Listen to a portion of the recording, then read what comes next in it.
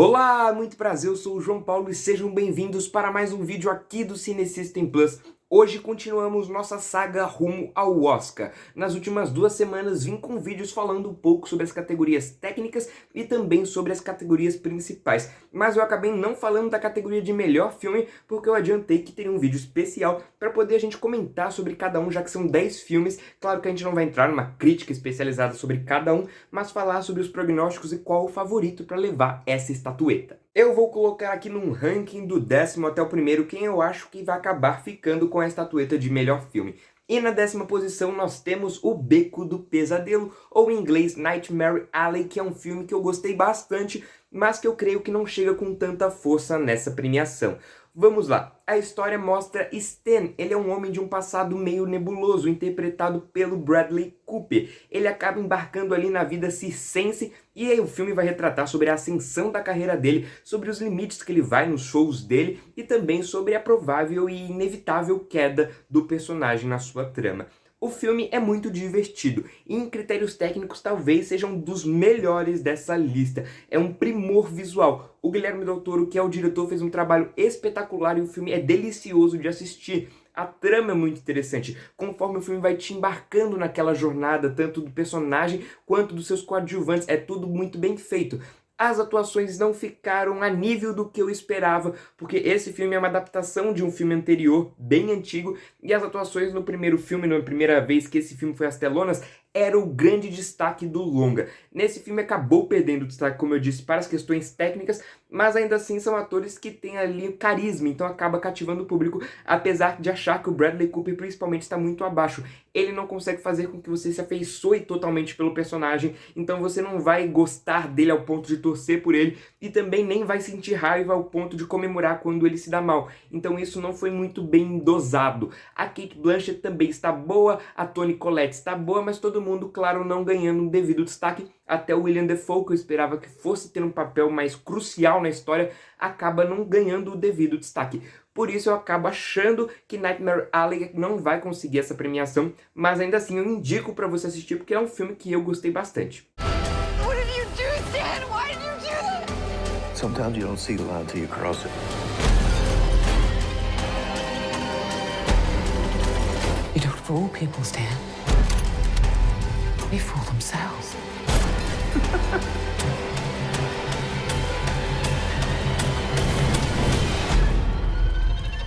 Na 9ª colocação temos Não Olhe Para Cima, ou em inglês Don't Look Up. É um filme também que eu gostei bastante, mas não creio que chega também como um dos grandes favoritos. Inclusive eu nem esperava que fosse ser indicado, acabou sendo. Eu indico, claro, para você assistir como todos os filmes dessa lista, porque são filmes de qualidade. Mas nesse quesito eu acho que esse filme específico não chega como um dos grandes favoritos para essa premiação. A história ali, vamos falar que a sinopse trata sobre um doutor junto com sua aluna que descobrem um cometa em colisão com a Terra. Então eles tentam anunciar para as autoridades responsáveis, mas ninguém escuta eles e ainda eles viram sátira. É um filme que tem esse tom de sátira, e isso foi muito importante para poder dar o tom do filme. Mas ao mesmo tempo, isso é um dos grandes problemas desse longa, porque apesar dele querer satirizar e, vamos dizer, criticar certos pontos da sociedade atual, como o próprio negacionismo, o filme acaba caindo ali num repertório bem raso e acaba batendo nas mesmas teclas o filme todo, não ocorrendo uma evolução, tanto da trama quanto dos seus próprios personagens. Eles conseguem fazer uma boa sátira, mas não conseguem evoluir ela para, quem sabe, disputar essa premiação. As atuações estão boas, com destaque para o Leonardo DiCaprio, que eu gostei muito da atuação dele. Está todo mundo bem afinado, porque era necessário para poder dar o tom, como eu disse, de sátira. Outro ponto que eu acredito que esse filme não ganhou uma força muito grande para as premiações é por conta que ele é um filme da Netflix e a Netflix priorizou outros longas nessas campanhas de divulgação para as premiações. You'll never take me alive! There it is! A giant comet hurling its way towards Earth! Can you see it? I can't! My head is in a bag! Na oitava colocação temos um longa japonês, que inclusive eu adiantei, que provavelmente ganha o Oscar de melhor filme estrangeiro, mas não acredito que chegue com força também para essa premiação de melhor filme na categoria principal. O filme é Drive My Car, como eu disse, um filme japonês que mostra a história ali de um homem que acaba ficando viúvo repentinamente e ele vai precisar lidar com esse vazio e 2 anos depois vai precisar também aceitar a sua volta aos palcos. Ele é um diretor, então é um filme que a academia gosta de prestigiar. Mas a campanha, por ser um filme estrangeiro, não ganhou um fôlego muito grande. É difícil os filmes internacionais ganharem fôlego nas campanhas para, quem sabe, beliscar ali o Oscar de melhor filme. São poucos os casos, como foi o caso, talvez, de Parasita, mas porque realmente ocorreu ali um hype muito grande que eu não vi por parte de Drive My Car. Ainda assim, eu gostei do longa. O longa, ele consegue prender você na história, é emocionante, mas eu acredito que o ritmo do filme prejudica um pouco. Não porque é ruim, mas porque não é algo que, vamos dizer, é costumeiro no cinema, pelo menos nos últimos anos, daquela coisa do filme mais rápido, mais agitado. É um filme mais lento e que a duração dele acaba sendo muito longa e acaba dificultando para que alguns espectadores consigam se adentrar na trama. Ainda assim, eu deixo aqui como sugestão, porque, como eu disse, eu gostei bastante.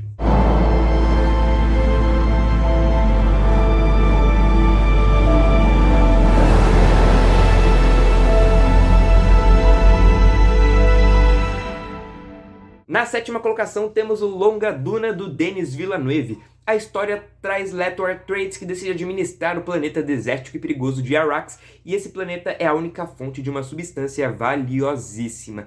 Como eu adiantei lá no vídeo de categorias técnicas, Duna provavelmente vai levar muitos Oscars nesses quesitos, mas não vai levar tantos assim nesses quesitos principais, e eu acho que no quesito de melhor filme também corre muito por fora. Eu não gostei tanto do filme, isso eu falei na crítica que eu fiz aqui no canal da Cinecista. Inclusive, se você tiver curiosidade, quiser saber mais de Duna, vá lá conferir o vídeo que tá mais completa a análise crítica desse longa. É um filme que ele tinha ali vamos dizer, um trabalho muito árduo e difícil, que era conseguir adaptar um mundo muito denso da literatura para os cinemas, que já tinha sido tentado uma vez com, assim, fracasso total, e que dessa vez, pelo menos nesse quesito, o filme faz muito bem. Ele consegue criar uma ambientação, consegue criar um local para poder residir aqueles personagens e até consegue apresentar personagens cativantes que a gente espera mais para os próximos filmes. Mas ele não tinha como grande referência tentar ali cativar o público e já ser o grande filme do ano. Não, inclusive pelo seu tempo, é um filme longo, é um filme que vai batendo ali muitas coisas repetitivas e acaba se tornando cansativo. Pelo menos pra mim, teve gente que super adorou. Particularmente pra mim, porque eu não tenho ali um apego com o livro, não cheguei a ler, então talvez por isso tenha dificultado mais essa relação com o longa. Nos quesitos técnicos, como eu disse, o filme é um primor, é realmente muito belo visual. Eu coloquei ele como favorito para diversas categorias técnicas, mas como eu disse, para a categoria de melhor filme, eu acredito que Duna não vai conseguir encarar ali os principais indicados dessa categoria.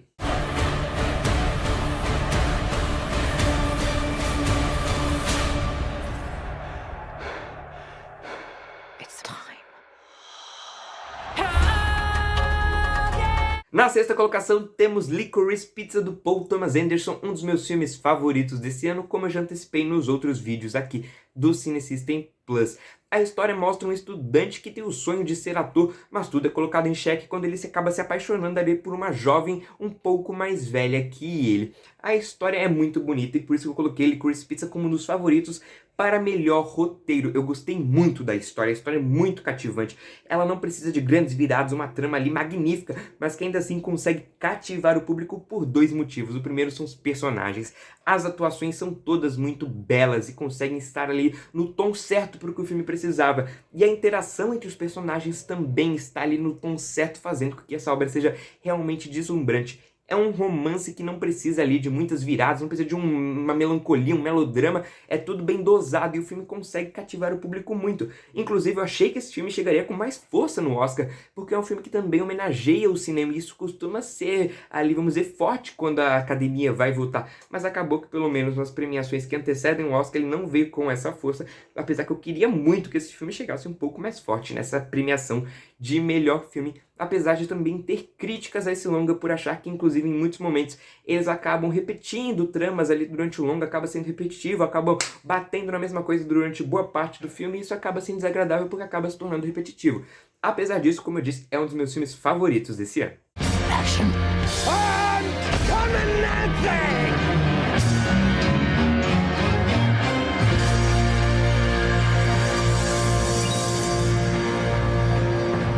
Na quinta colocação temos King Richard. Richard Williams consegue reconhecer o potencial nas suas filhas Venus e Serena para o tênis, mas a família vai precisar passar por diversos obstáculos até chegar ao estrelato. Esse é um filme que, como eu disse, um dos pontos fortes são as atuações, principalmente a de melhor ator, claro, do Will Smith, que inclusive eu coloquei como favorito para o Oscar de melhor ator. Tudo é bem dosado, apesar de achar que muitas vezes o roteiro deixa... Quer dizer, falta na verdade ali profundidade em certas coisas, mas que os atores, por terem ali qualidade excepcional, acabam suprindo essa falta, fazendo com que tenha um equilíbrio maior. É um filme que, como biografia, consegue cativar o público porque ele tem uma jogada muito interessante de fazer com que você torça para os personagens. Ou seja, apesar de você já saber do que vai acontecer, mesmo assim você está com eles, você torce para eles. Algo que pra mim também pesou é um pouco pelo fato do filme não focar tanto na Venus, na Serena, e deixar ali como principal mesmo o pai delas, o Will Smith. Isso pra mim pesou um pouco, mas também nada demais, porque o filme consegue fazer isso de uma forma eficiente, como eu disse, fazendo com que você torça pelos personagens. O principal ponto realmente negativo desse filme é achar que muitas vezes falta profundidade. É uma história mais rasa que eles não aprofundam tanto, inclusive na história real. Faltou certas coisas, mas que mesmo assim, como eu disse, consegue cativar o público e por isso que chega forte para essa premiação.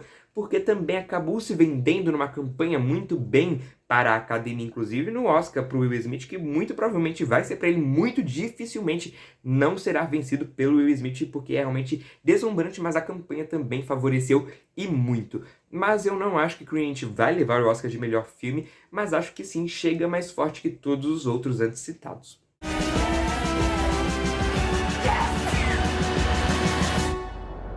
Venus and Serena gonna shake up this world. Na quarta colocação temos Amor Sublime Amor, ou em inglês West Side Story, que mostra a história de duas gangues que acabam rivalizando ali na cidade de Nova York, os Jets e os Sharks. Mas tudo acaba mudando quando os líderes dessas gangues acabam se apaixonando perdidamente.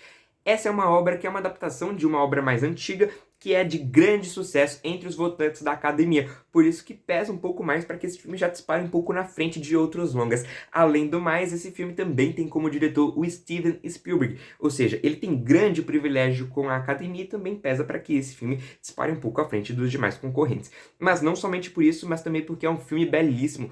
Não é comum nessas adaptações que a gente vê agora nos cinemas os filmes atuais conseguirem desbancar os antigos, mas isso acontece em West Side Story. Esse filme conseguiu ser melhor que o original, eu gostei muito. O Spielberg consegue encontrar o tom perfeito, não somente homenageando o último filme, o primeiro, o original, mas conseguindo fazer algo novo, fazer algo que desperte o interesse novamente. Eu não sou muito favorável a adaptações para achar, isso já foi feito, não precisa repetir, mas o Steven Spielberg mostrou que quando isso é bem feito, pode sim repetir, deve repetir, porque é delicioso assistir West Side Story. A história é muito bem construída, é leve, os números musicais são muito bem dosados, muito bem montados, isso tudo faz com que você se prenda naquela história. Os atores estão muito bem, Ansel Elgort, a Ariana DeBose, que inclusive eu disse aqui que é a favorita para o Oscar de melhor atriz coadjuvante, está tudo muito bem sincronizado e eu acreditava muito que esse filme inclusive fosse chegar ali com um tom maior nessa categoria, fosse chegar com uma força maior, porque também o Oscar costuma premiar esses filmes que fazem homenagem ao cinema,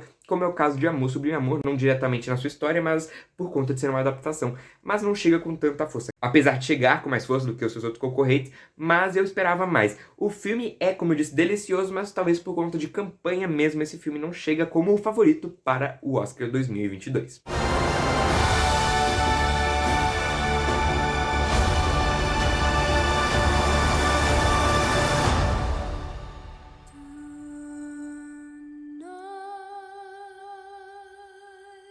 Na terceira colocação temos No Ritmo do Coração, ou em inglês Coda. É uma história muito emocionante de Ruby, que acaba sendo a única pessoa dotada de audição numa família de surdos. Ela acaba sendo imprescindível para o funcionamento daquela família, mas ela tem o sonho de ser cantora, e quando ela recebe uma oportunidade, ela vai viver num dilema de abandonar sua família ou seguir o seu sonho. É um filme emocionante, é um filme deslumbrante, é um filme que pra mim é o segundo melhor filme desse ano, perde apenas pro filme que eu acho que vai ganhar o Oscar, mas eu falo já já. É um filme que conseguiu ganhar a academia, pelo menos pelo que aparenta, porque eu esperava um pouco menos no quesito de premiações, mas acabou tendo um desempenho nas outras premiações muito forte, principalmente das atuações. O Troy Kotzer está perfeito, tudo é muito bem alinhado. A academia, parece que os votantes conseguiram se afeiçoar àquela história. É uma história que tem uma representatividade por trás, é tudo muito bem dosado, não cai num melodrama, apesar de poder muito bem cair. Ele consegue cair, inclusive, numa comédia. É muito bem feito tudo. É um filme genial e que eu indico para todos assistirem, apesar de também achar que não vai vencer o Oscar de melhor filme, porque para mim isso já está muito bem definido, mas a gente fala já já, porque ainda tem o segundo colocado.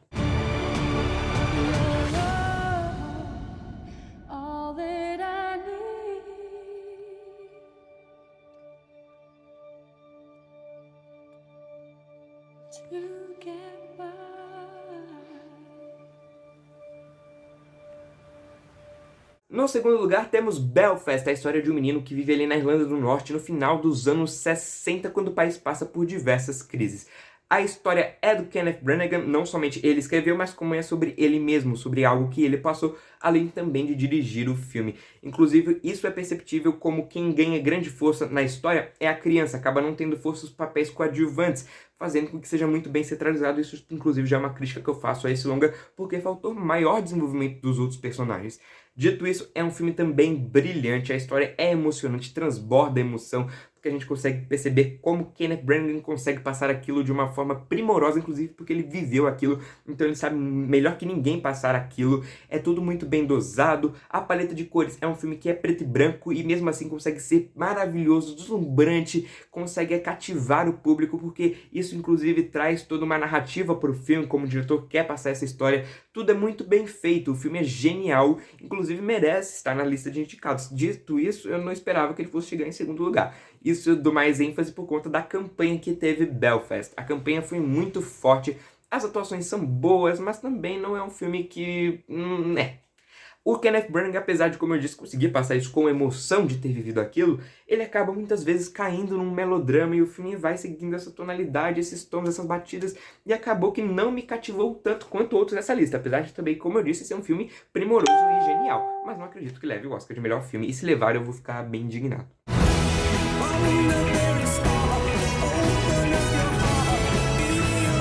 I know nothing else but Belfast. Go now. Don't look back.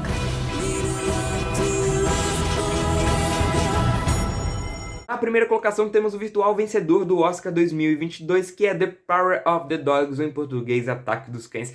Vai ser muito surpreendente se esse longa não levar essa estatueta do Carecão Dourado, porque tá tudo muito bem encaminhado. Esse filme é um espetáculo. A história mostra Phil e George que comandam ali uma fazenda familiar, mas existe uma batalha feroz e silenciosa ali naquele local pelo poder. Eu não vou dar mais detalhes porque esse é um filme que o impacto dele, como você vai mas você vai esperando assistir algo e acaba se surpreendendo, que isso te tira ali totalmente do eixo quando você vê The Power of the Dogs, e é o grande ponto forte do filme. A direção da Jenny Campbell é deslumbrante, é genial, como ela consegue traduzir esse roteiro que é muito potente, muito forte, para um longa igualmente potente e forte. Como não somente os diálogos são muito bem executados, mas também como ela consegue colocar ali intrínseco muitas coisas, em gestos, em olhares, é tudo muito bem dosado. As atuações é um show à parte, desde o Benedict Cumberbatch, passando pelo Jesse Plemons, até o Codesmith McPhee. Tá todo mundo muito bem, o filme consegue ser espetacular, e é muito difícil que esse filme não leve o Oscar, inclusive pela campanha que a Netflix fez para poder conseguir essa estatueta. Dito isso, uma parte da academia, quer dizer, a gente não sabe se é uma parte da academia, mas alguns atores, como é o caso do ator Sam Elliott, acabou se posicionando contra esse longa. Esse é um longa que acaba sendo um western, um filme faroeste ali, mas que ele trata sobre muitas questões, ele não se limita a isso, ele vai além disso, ele passa até por questões homofóbicas, e isso tudo é muito bem dosado no longa. Mas para uma parte mais conservadora da academia, como é o caso do próprio Sam Elliott, isso acaba pesando ali, porque a gente sabe como é muito conservador, como eu disse, a academia, ou pelo menos parte dela. Mas eu não acredito que isso interfira tanto nessa votação para melhor filme. Acredito que apesar disso, como o filme teve ali um espetáculo no quesito de campanha e também da sua própria técnica, do seu próprio feito, acabe levando o Oscar de melhor filme. Sort of a lonesome place out here, Pete, unless you get in the swing of things.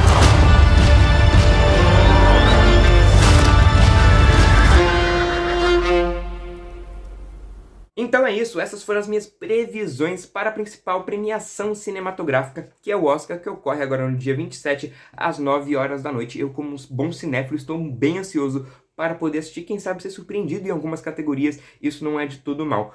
Por isso, agora se inscreva aqui no canal, ativa o sininho, porque tem muitos conteúdos de qualidade vindo aqui no Cine System Plus. Também acompanhe a gente nas nossas redes sociais para você estar por dentro de tudo do mundo do cinema. Por hoje é isso, até a próxima e falou!